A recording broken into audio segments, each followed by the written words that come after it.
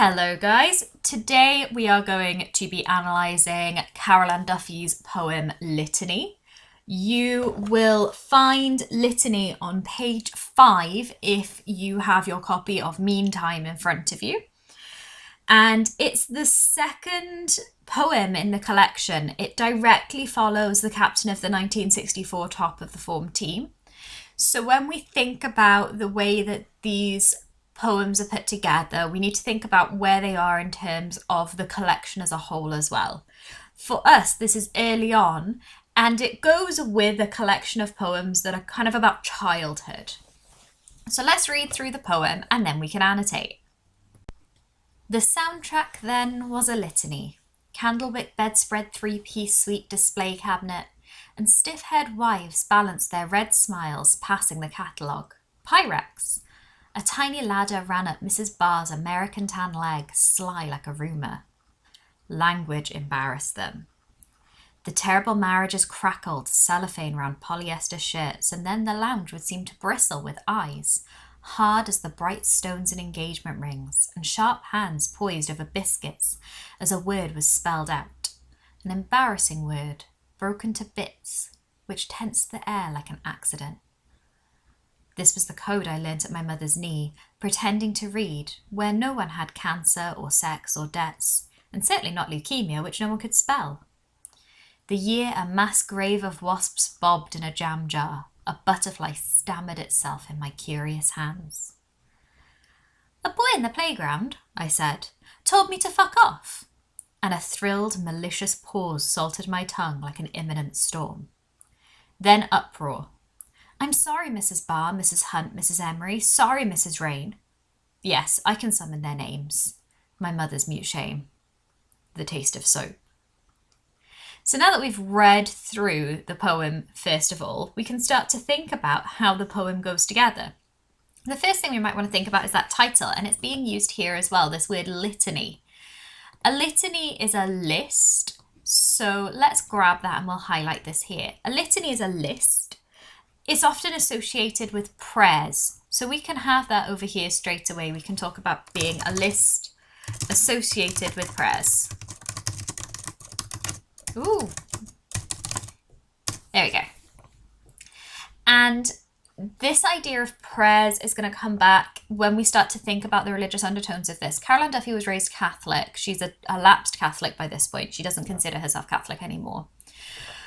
But this idea of praying and prayers is something that still comes through in the poetry. We're going to see this again later on when we look at poems like Confession and the last poem, Prayer. So you have this idea of a litany coming through there. Now, what's interesting here is the soundtrack then. I think partly this highlights the idea of a past soundtrack, a soundtrack that has happened and isn't happening anymore. And this idea of music as related to memory is something you see in the Duffy and something that you see when you study your Philip Larkin. Obviously, since you're going to end up comparing Larkin and Duffy, it's useful to us to have that. So I would be thinking about other poems I can compare this one to. The concept of a soundtrack opening the poem is exactly what happened in the beginning of Captain of the 1964 top of the form team. So if you go back and you think about that, it starts with Do-a diddy diddy baby love, oh pretty women were in the top 10 that month. And then this next poem in the collection starts with the soundtrack then. So it's moved in the soundtrack, the way that it moves. So I would definitely compare that to Captain of the 1964 top of the form team from the Duffy.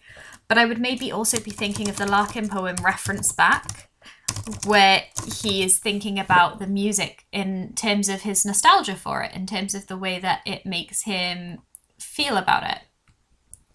And I think that that would be useful because it would allow you to kind of link that idea together. Let's match these so that they, go together and you can see which ones go with which. And really similarly to Captain of the 1964 top of the form team, which I'm just going to call 1964 for the sake of brevity, you have that 1960s vibe in the background. So if you look back at the title card for a second, I've pulled an example of a 1960s Tupperware party here for you to have a look at. And this is very much the image that is being portrayed here. Pay attention to their sort of weirdly stiff gravity-defying hairstyles, because they will become important in a second. So we have here our litany, and it's 1960s in its tone. It's 1960s in the way that it's put together. Candlewick bedspread, three-piece suite display cabinet. It's the things that they're buying. In this case, they are buying things out of catalogues. They're sort of shopping. But it's ironically secular. So here, I guess we could say the secularization of it, because it's not a religious prayer anymore. Instead, it's a sort of materialistic litany. So rather than being a litany as in like a list of saints' names or something, that would be more religious. Instead, this litany is just a list of material objects that they could have. And within this, you have a really ironic lack of punctuation here between these things. It makes it feel almost like a mindless acceptance of the situation, or mindless acceptance of this list of the things that they have been given there.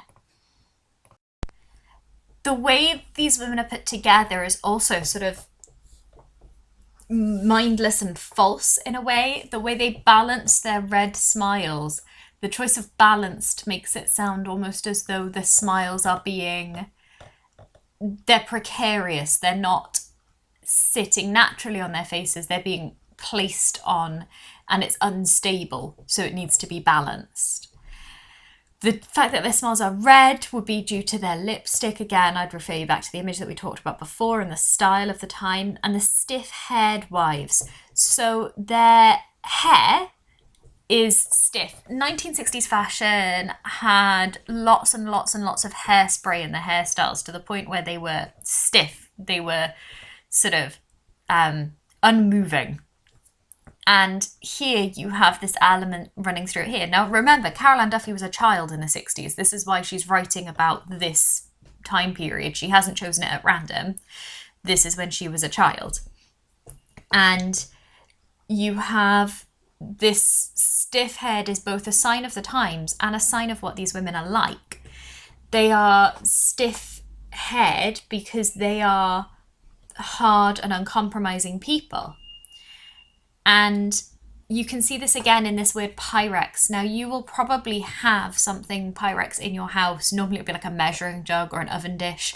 It's that heat-treated toughened glass. It's very, very tough and very, very hard, and it can withstand a lot of sort of high heat or pressure. But it's also very brittle. If you drop a Pyrex dish on the floor, it will smash into lots of pieces. And it's see-through. It's transparent.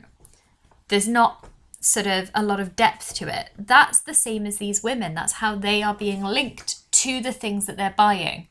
So Pyrex was especially popular in the time period, so it links us to the time period, but it also links us to the idea that these women are brittle and breakable, even insofar as they are stiff and sort of almost protecting themselves.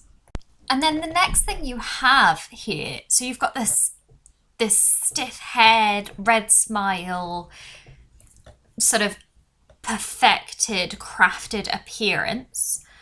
But then the next thing we have here is a tiny ladder ran up Mrs. Barr's American tan leg, sly like a rumour. Well, the tiny ladder is just a ladder in her tights, but it's showing this imperfection in her. And the choice of her American tan leg partly is showing the fashion at the time. Again, if you look back to that picture, there's that fashion for tights that are about 4 shades darker than her skin colour.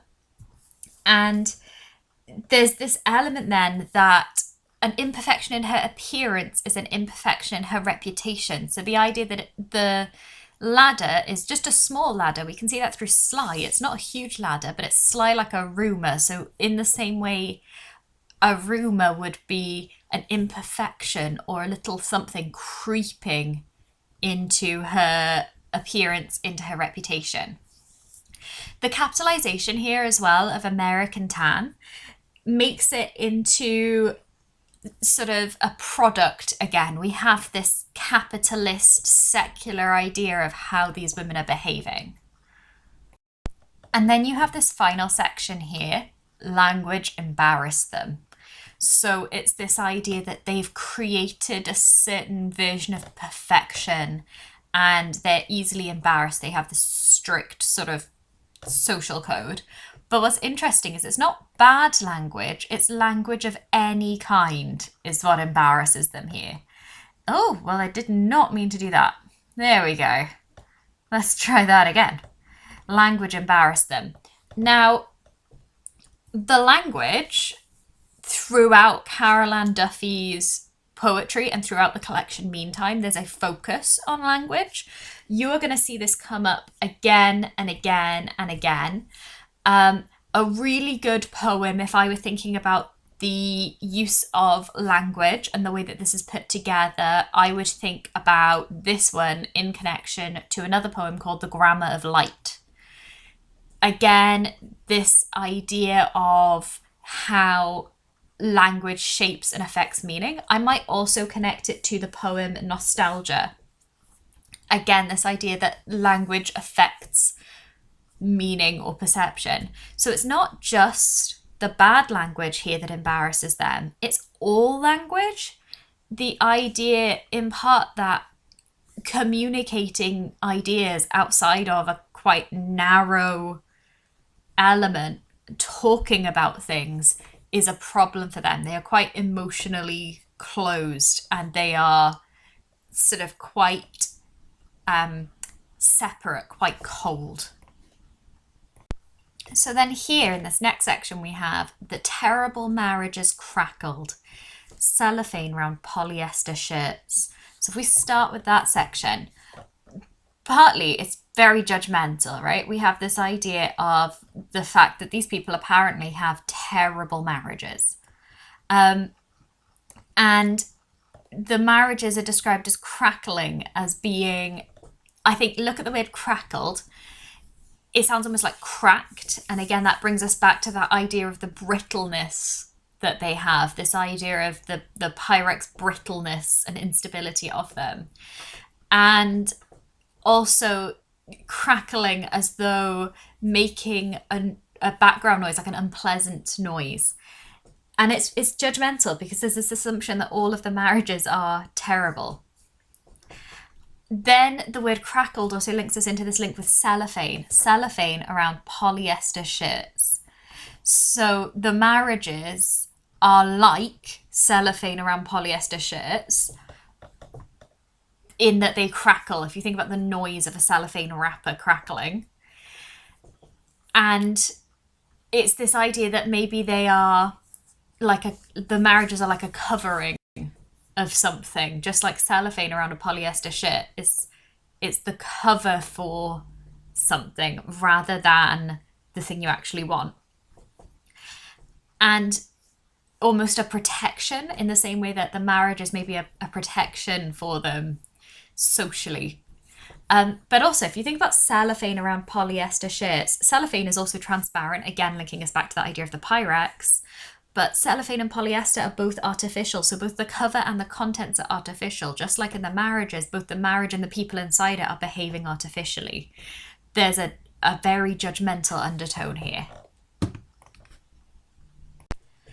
And then the lounge would seem to bristle with eyes. Now I'd point out here to you guys this capitalization here of the lounge, as though it's this super important thing. It's the lounge, it's important, it's a big deal. And that's what we've got coming through here. Again, maybe this idea of this false importance that they're putting on things, the idea that they're making things into a bigger deal than they inherently are. And it seemed to bristle with eyes. So there's this feeling again that they are feeling as though they're being threatened in some way. Feeling as though they're being watched or they're always on show. And the eyes are hard as the bright stones in engagement rings. So again, we're coming back to those marriages. And again, we have this idea almost of the Pyrex of something that is hard or damaging or sort of unyielding. And the idea that they're bright stones in engagement rings perhaps suggests this idea of hope that they had in the past, but they no longer have that hope anymore. Instead, they're in these terrible marriages. So you have the engagement ring showing the hope that they may have had, and the terrible marriages showing the situation that they ended up in. If I were going to link this to other poems, I would absolutely link it to Captain the 1964 Top of the Form Team, but I would also probably link it, if I were linking it to the Larkin, I would probably link it to something like Self's the Man. This idea that he is in the terrible marriage, or it was a mistake. It was something that was hopeful in the beginning and became terrible afterwards, is this same idea that's being brought through here. That kind of comes through, I think, this idea that marriage is maybe not the best situation for these people. Again, you have this idea of something being quite threatening with their sharp hands. Again, this idea that they are, that sounds quite threatening and quite dangerous. And their hands are poised. Now that could link to this way that they're poised and that they're very perfectly put together, or equally poised as if ready to pounce. So you have this idea that their appearance and their method of being threatening are interlinked. And then here you have that idea of language coming back. A word was spelled out. So the language embarrasses them and they end up spelling out the words that they find embarrassing. And they break the language down, or they break it to bits here. An embarrassing word broken to bits, which tents the air like an accident. I just realised there that when I pasted this in from my copy, I had put the line break in the wrong place. So it's good that I checked that, because actually this broken to bits should, and you're probably looking at your copy in your poetry book going, yeah, that's the different stanza. Yeah, because broken to bits should be pulled between these stanzas. And the way that they've done that is the enjambment, the way that Caroline Duffy's done that is that the enjambment breaks the phrase apart in the same way that those people are breaking the word apart.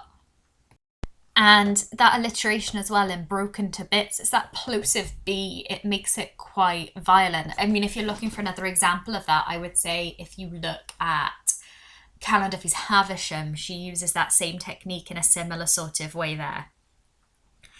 And it tenses the word, tense the air like an accident. So the idea of something being tense, obviously, is this idea of the sort of hardness, again, that we talked about earlier, that things are stiff. And also this idea that there's tension in the air because of the language. The language is embarrassing them. And the idea that it's like an accident, as though almost nobody wants to take blame for it, but it's a tragedy to use this language in a way that they maybe wouldn't expect. This was the code I learnt at my mother's knee, pretending to read, where no one had cancer or sex or debts, and certainly not leukemia, which nobody could spell. So this code that they're speaking in is just spelling the words out. And in part, this idea of having the code is having language. It's Caroline Duffy telling us about how she learnt to use language. And Caroline Duffy is a poet. Obviously, language is her tool. It's the tool of her craft. So the code was breaking the words down and spelling them, but it gave Duffy this control over the language. And also the code could be the moral or the social code, the method of pretending to be a certain way in the same way that the women are behaving. Duffy says she's pretending to read, but it's this idea that obviously she's not reading. So the code that I learned at my mother's knee, pretending, because that's what the women are doing, they're pretending. And then we have to read, showing that Caroline Duffy was not really reading as a child, she was listening in. But also this idea that she's learning to read the code. So you have multiple meanings coming through in those lines there. You have that idea of pretending coming through again here when you look at this line. When no one had cancer or sex or debts. Well, obviously people still had all of those things. Among other things, Caroline Duffy exists, so her mother must have had sex at least one time. And this idea that obviously people have cancer, it's a thing. People have debts, it's a thing. These things happen. But because these things were considered socially embarrassing, they didn't talk about them. So the code that she's learned is that pretending. So nobody had those things. Obviously they did. This is fake, this is false. But it's pretending that nobody ever had those things, that those things just didn't happen. And then we have this line here, and certainly not leukemia, which no one could spell. I mean, that's darkly humorous, because the idea is that they didn't have cancer or sex or death. Obviously, leukemia is a version of cancer, but cancer is a lot easier to spell than leukemia. And there's this kind of darkly humorous, almost a dig at her mother's generation, where because they would only speak about this embarrassing things, they couldn't talk about leukemia. Their language is inherently limited by their ability to spell. And it's kind of pointing out their ignorance there, because they are unable to talk about it, they are unable to have it. It links back to the poem Nostalgia, because in the poem Nostalgia, they talk about, or Caroline Duffy talks about, the idea that until people had heard of nostalgia, they were unable to feel it. The quotation that goes with that is, some would never fall in love had they not heard of love. So this idea that you couldn't feel something unless you had the word for it. So this is this idea that by only spelling out the words, in some way they feel perhaps as though they are protecting their reality, but they're not. It's still fake, it's still false, and there's still this dig at their ignorance going on here. I suppose there's another level of irony inherent in it, because obviously the word leukemia is spelt correctly in this poem, so Duffy can spell it. So it's not that no one could spell it, it's that the women in the poem couldn't spell it. In some way, there's this element of perhaps that same arrogance that we saw in Captain the 1964 Top of the Form Team bleeding in here, where the speaker of the poem feels she's better than the rest of them. And then we have here, the year a mass grave of wasps bobbed in a jam jar. A butterfly stammered itself in my curious hands. So, I mean, partly this idea of a mass grave, it suddenly moves itself to quite a dark place. So we've had this idea of death or cancer, but then we have this idea of the mass grave of wasps coming through, and it's quite threatening in the way that it is presented. But then the idea of it bobbing in a jam jar again brings back this idea of Pyrex or something contained in some way. And maybe the word bobbed is quite playful and quite childish. The fact that it's this choice of a year and it's this idea of insects, and then we have this idea through here as well, a butterfly stammered itself in my curious hands.